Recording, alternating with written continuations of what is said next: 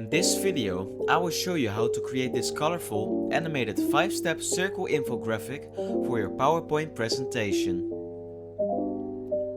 First, you want to go to Insert in the ribbon and go to the Shapes tab. Here, you choose the oval shape. Create an equally sized oval by holding Shift while making the oval. You want to center this oval in the middle and place it on the spot where I place it on the screen. You now want to go to Insert in the ribbon again and select another oval shape in the Shapes tab. Make this oval a little smaller than the previous oval. Customize this oval how you would like it and copy and paste it 5 times, resulting in 1 big oval and 5 smaller ovals. Customize the other ovals as well. You want to place them on the screen as following. For the first oval, you click on it, go to Shapes Format in the ribbon and go to Align. You want to align it to the left and to the bottom. The second oval will be aligned to the center and aligned to the top. The third oval will be aligned to the right and at the bottom. Now there's 2 ovals left. You want to select them both, go to Shapes Format in the ribbon again and make sure that Align to Slide is checked.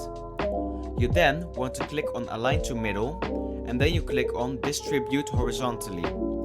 This will create the infographic shown on screen. We are still missing lines between the ovals.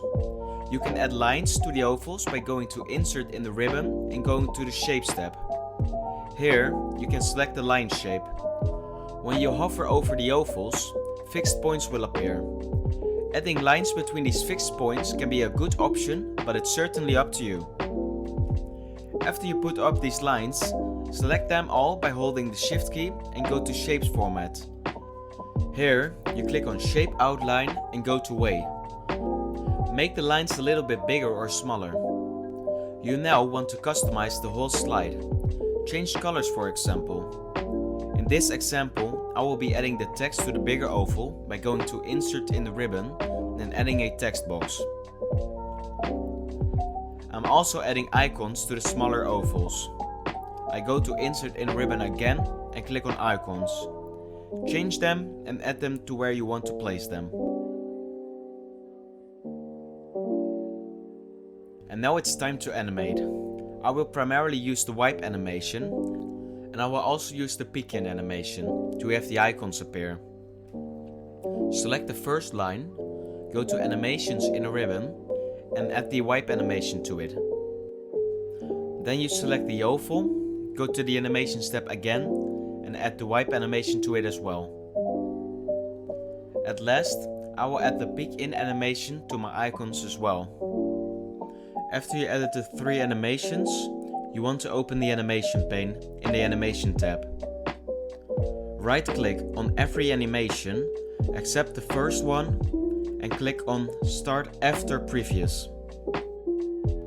And once you did all these animations, you want to use the Animation Painter to add the animations to it. Click on any object that already has an animation on it, go to the Animation step in the ribbon and click on Animation Painter. And then you click on an identical object.